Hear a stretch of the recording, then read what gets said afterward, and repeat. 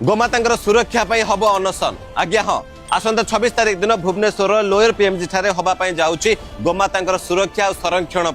शांतिपूर्ण धारणा कौन पे जिते बड़े विधानसभा बसे से ओडिशार कोण अनुकोण अनेक लोक मैंने आसती से अधिकार पाए किंतु निरीह गोमाता कहीं भी आसती ना से ओडिशा थिबा समस्त गोपुत्र माने निर्णय नहीं कि गोमाता सुरक्षा पाई संरक्षण पाई विधानसभा बिल पारित करने ओडिशार समस्त गोपुत्र माने एथर शांतिपूर्ण भाव धारणा देवे आ सरकार को मन पकईदेवे कि गोमाता सुरक्षा पाई आपण माने यथाशीघ्र बिल आणंतु बिल सिना आगत हो सारी किंतु एबे जे पारित होइनी सरकार प्रतिश्रुति देले कौन हम जेबे जाए गोमाता सुरक्षा पाई सरकार स्तर में सेमिति कठोर कानून अणा जाए नहीं सेते पर्यंत आमे माने आम प्रयास जारी रखिबु सेति आपण माने जदि इच्छुक अछंती आपण माने जदि चाहुचंती कि एई जो निर्णायक लड़ाई रे आपण माने मध्य जोग देबे ताहाले मो कांटेक्ट नंबर तळे देई देछि आपण माने भाई मानक सहित जोगाजोग करिकि आसिकि गोमाता सुरक्षा पाई होउथबा ए निर्णायक लड़ाई रे आपण माने जोग देई परिबे आपण समस्त अपेक्षा रे रहिलु जय श्री राम जय गोमाता।